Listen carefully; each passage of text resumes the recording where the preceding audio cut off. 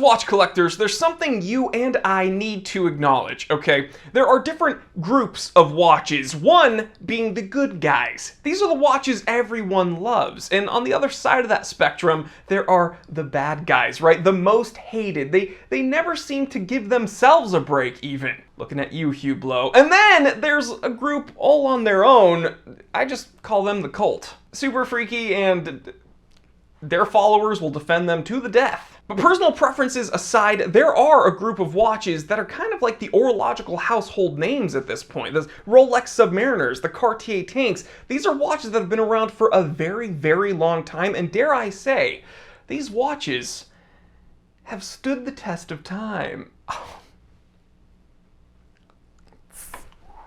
That was clever. Come, give me a break. That was clever. So guys, I want to take a few moments today and explore where certain watches really started, because I think it's going to be very interesting to take a look at some of these watches that we all know and love today and look back, because some of them don't look anything like what they do now and some of them just haven't changed at all. So let's explore this a bit. It is 2:23 p.m. Let's get down to business.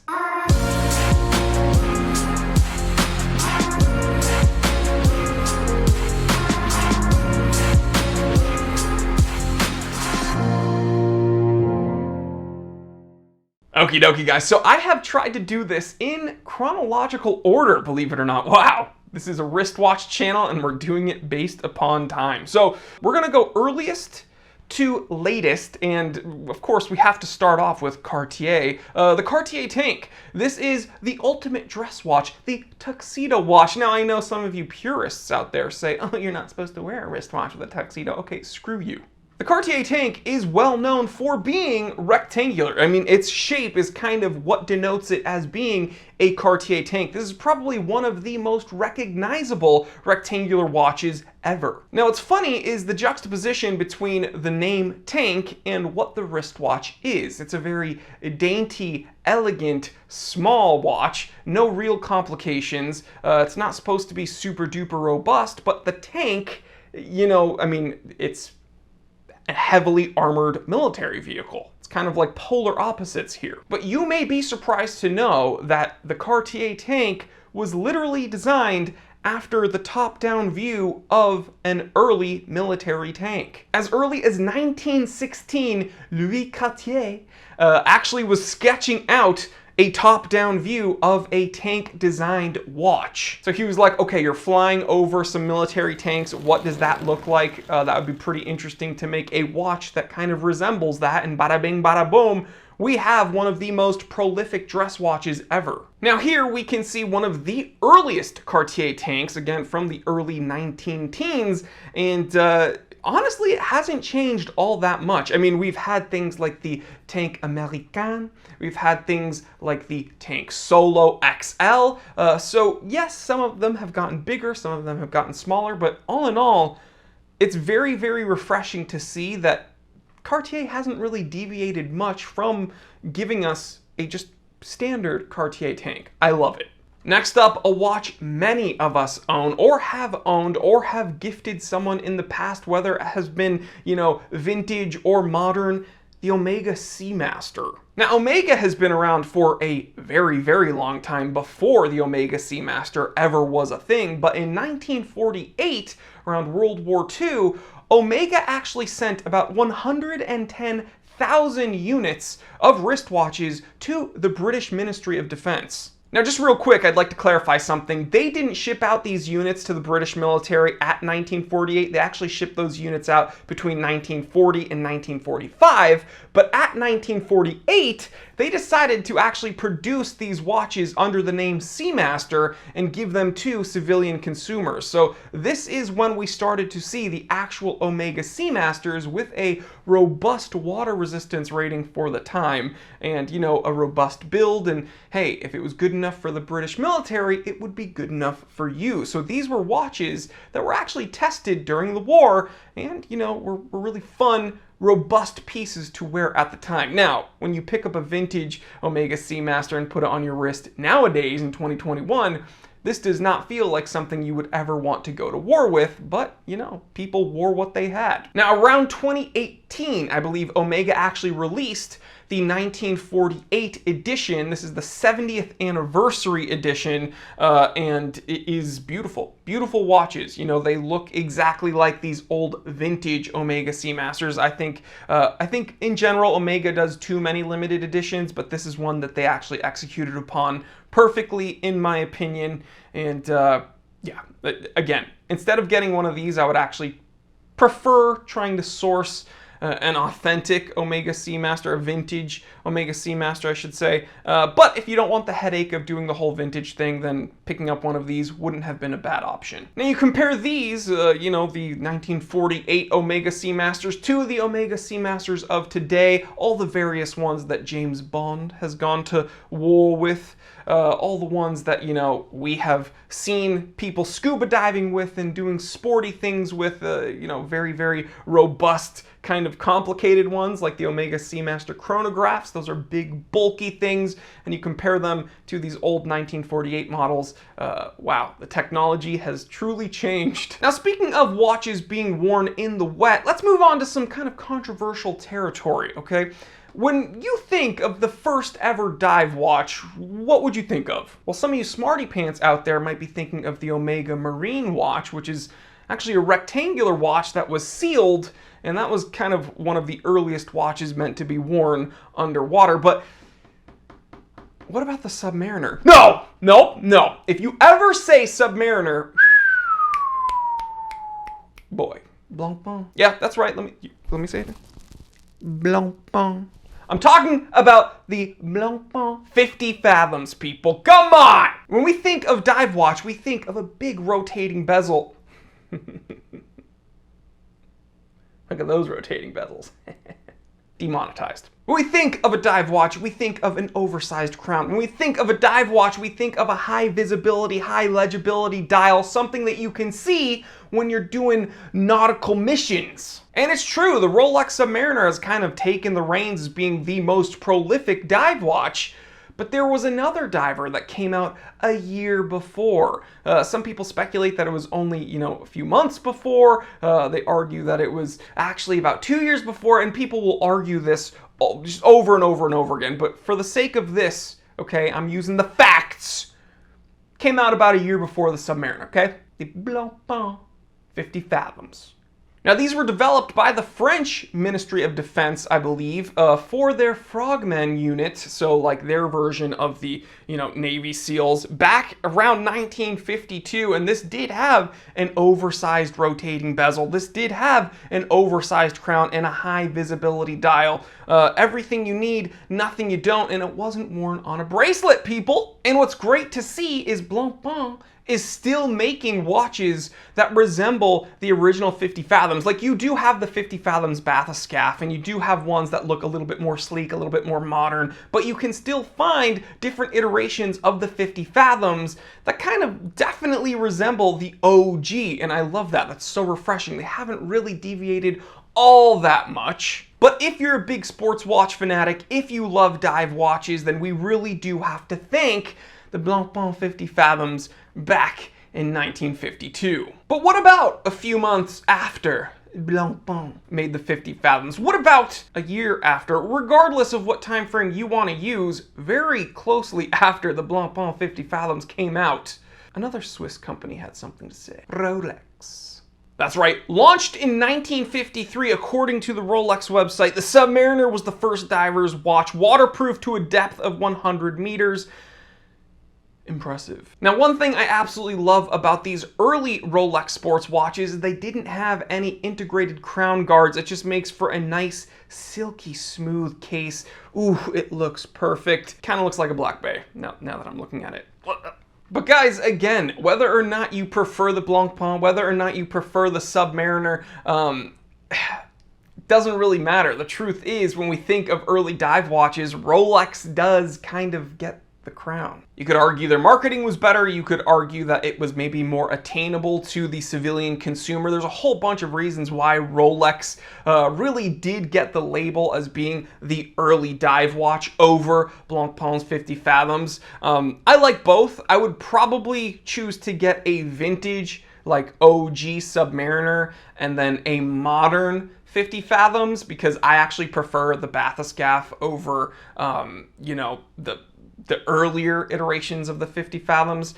And then it's kind of the complete opposite with Rolex and their Submariners. Their newest Submariners are kind of too big in my opinion, but these early no crown guard Submariners, they're just awesome. So you put the early Submariner and the new modern Submariner next to each other, and there are some stark differences. Thicker lugs, you know, although they said they kind of shaved the lugs down for this 41mm iteration, still quite a bit thicker than the original 1953. You see some big honkin' crown guards there. Again, something that the modern Submariner did not have. And there's just some large overall differences, but again, you do see the dial, you do see the rotating bezel.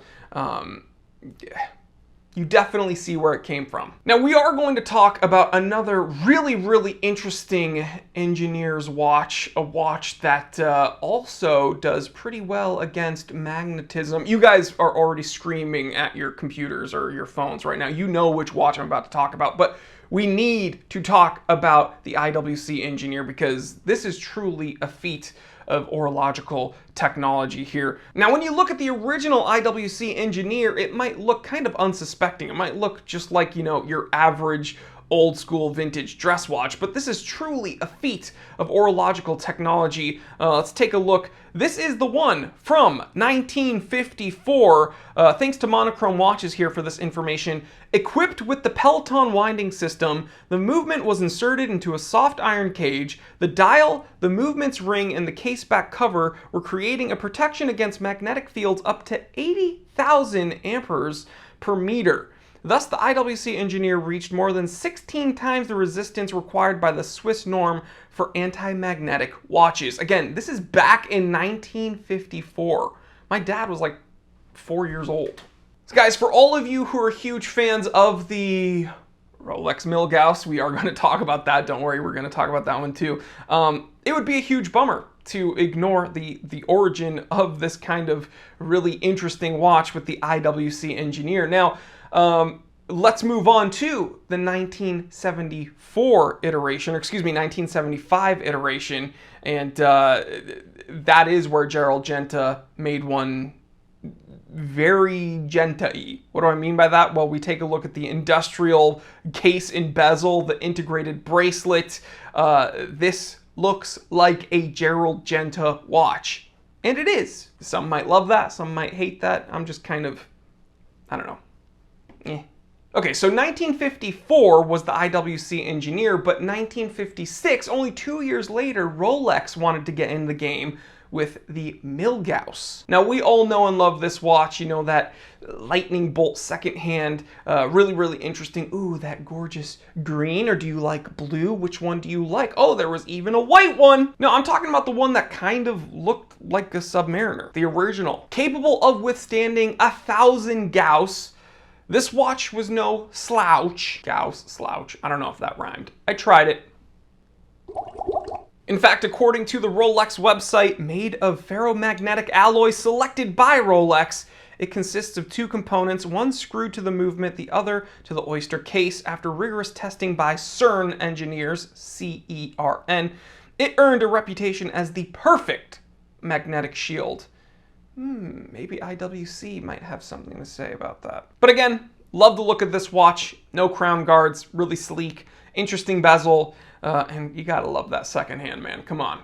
Now, we can't mention Gerald Genta, and you know, I was kind of digging on him a bit, but we gotta respect what he's done for the watch world, right? The Royal Oak. Huge watch right now. Everybody wants a Royal Oak. You know, they kind of go in and out of fashion, but they're still always a mainstay when we're talking about expensive watches. In April of 1972, at the Swiss Watch Show, that was the original Baselworld. They literally changed the name eventually to Baselworld.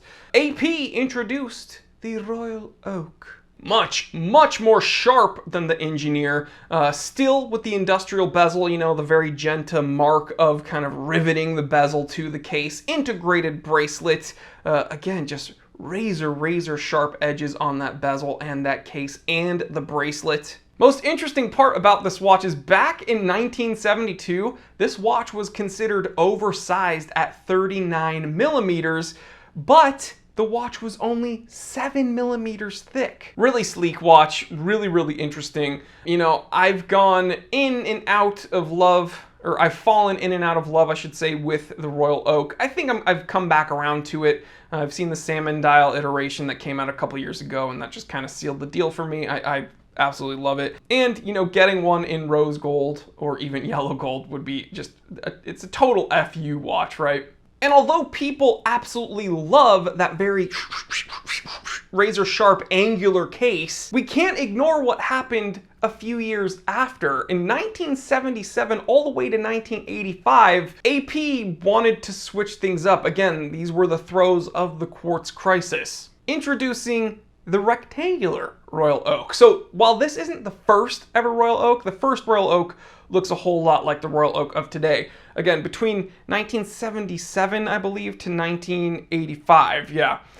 They were making these similar dialed rectangular Royal Oaks with the integrated bracelet, still pretty sharp. I guess they weren't super duper popular, but nowadays if you see one, super badass in my opinion. Still a Royal Oak, but very quartz crisisy. And we can't bring up the Royal Oak without bringing up another sports watch powerhouse, the Vacheron Constantin Overseas. Now it's funny, my favorite iteration of the Overseas actually technically isn't a Vacheron Overseas. It's the Proto Overseas. It's actually the Vacheron Constantin 222. This is a watch that is very, very genta in design. You take a look at the bezel, you take a look at the integrated bracelet. This was just a sign of the times. That whole style watch just went after whatever Genta was doing with the Engineer and the AP Royal Oak. Everyone wanted that style. Now, I absolutely love the VC222.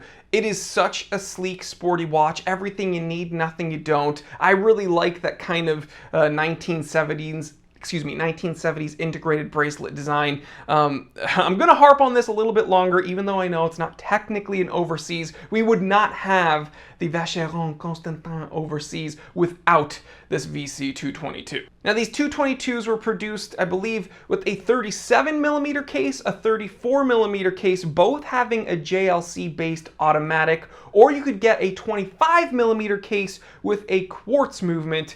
Very, very quartz crisisy. The cat is yelling at me. You like this watch? She does. Now fast forward to 1996. That's right, I was 7 years old when the first Overseas was named. Now, it's funny because the first Vacheron Constantin Overseas was just kind of a simple watch. Again, still had that integrated bracelet, still very, very sharp and kind of out there in design, had this really crazy serrated bezel, still very flat, and we didn't really get a complicated version of this watch until 1999. That's right, right before the dastardly Y2K bug. That's right, the chronograph Overseas came out in 99, and then when you look at nowadays, 2021, you have every material possible, every complication possible. I'm not kidding. You have stainless steel, you have this beautiful rose gold blue dial, or you have things like tantalum and titanium with that one-of-one Mount Everest Overseas. That would be the one watch I need to get. Like, honestly, that is like the grail of all grails. Right after I steal that 6062 from Nicolas Cage. And finally, rounding out this list, I know it's been a long episode, but this is, you know, I think all this information is fairly important. We can't talk about these sports watches without talking about a real sports watch. You know, we can't talk about a dive watch without talking about a real diver's watch. I'm not talking about the Blancpain 50 Fathoms. I'm not talking about the Rolex Submariner. I'm not even talking about the Omega Seamaster. I'm talking about the real deal. A diver's watch made for divers, baby. I'm talking about the Seiko Tuna. That's right, you saw that tick, tick, ticking of the second hand. That's right, this is a quartz watch, and I'm not going to apologize for it. Because in 1975 in Japan, the people at Seiko were developing watches for saturation divers. Now these people were divers that didn't just go in the water and then come back up. Oh, that was fun, I saw a blowfish. No, these are dudes that spend very long periods of time underwater working on things, and they need tools that are just as tough as they are. And unfortunately, the proto-tunas just were not up to snuff, guys. These were breaking. These saturation divers that were testing these watches for Seiko kept complaining about them. They just were breaking at depth. So from 1975 to 1978, the people over at Seiko didn't want to give up, and they were trying to develop a watch that could actually be considered a saturation diver's timepiece.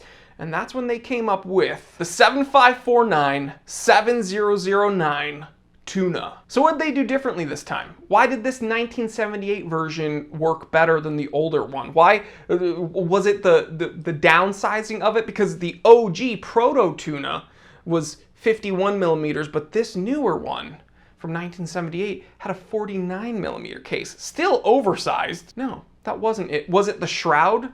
No, because the Proto Tuna had a shroud. So why was the OG Tuna working better than the other ones? It was a battery. They gave the original Tuna a quartz movement. So they gave this new Tuna to the saturation divers, said, go jump in a lake. They did, and the complaints stopped. They loved it. And Seiko loved it because they knew they made the most robust diver ever. And it still hasn't been dethroned. Guys, I am in love with this watch. It is no question. You know, I've turned so many people to the dark side of the battery-powered diver. These Tunas, they're an addiction, okay? There's watch collecting, and then there's the Seiko Tuna. It is just miserable how much I love this watch. It's crazy domed crystal that just kind of sits atop that bezel. The shroud, the 4 o'clock crown, everything about it just screams tool. And guys, I get it. Like, the most consistent complaint I hear about the Seiko Tuna whenever I bring it up is that they're typically brought to market over $1,000. Okay, I think I spent $1,300 on this watch when it came out. And when people kind of simplify this watch to just a dive watch with a battery, I get it. Yeah, it's hard to validate that purchase. But then when you actually watch my episodes and do the research on all the engineering that went into developing the 7C46 movement and just how capable this watch is, you know, you realize, oh, it's actually worth it. It's an amazing watch. And nowadays, 2021, you have solar-powered iterations. You have Tunas with spring drive movements in it. Just insane amount of options for you guys out there. And my cats are fighting outside. You know what? I think it's because I'm mentioning tuna. And they want tuna. Guys, I'll feed you after. So there you have it, guys. I think we went over 10 watches, and this could be the first installment of many because there are a whole lot of really orologically significant pieces that we should definitely explore the origins of. Which one's your favorite on the list? Which ones would you like me to go over in the future? Again, comments really do help my channel out in this algorithm, so leave a comment and I will talk to you there. And yeah, guys, I'll catch you on the next one. Thank you so much for supporting the channel. We're getting a ton of new subscribers and I'm so happy to see all of you. Check out all the playlists we have here. I even have a playlist dedicated to new watch collectors. You can click up here and I'll put a little link. Yeah, there's a whole bunch of affiliate links in the description below. There's another channel of mine, T3 Time to Drive, where we go over everything automotive, all you petrol heads out there, as we call them across the pond. Yeah, you can check out my personal website, thetimetellershop.com, but just keep doing what you're doing and watching the content, and I truly appreciate it. All right, guys, stay happy, stay healthy, stay blessed. I'm Jory Goodman, the Time Teller, and always remember, I didn't invent time. I just tell it.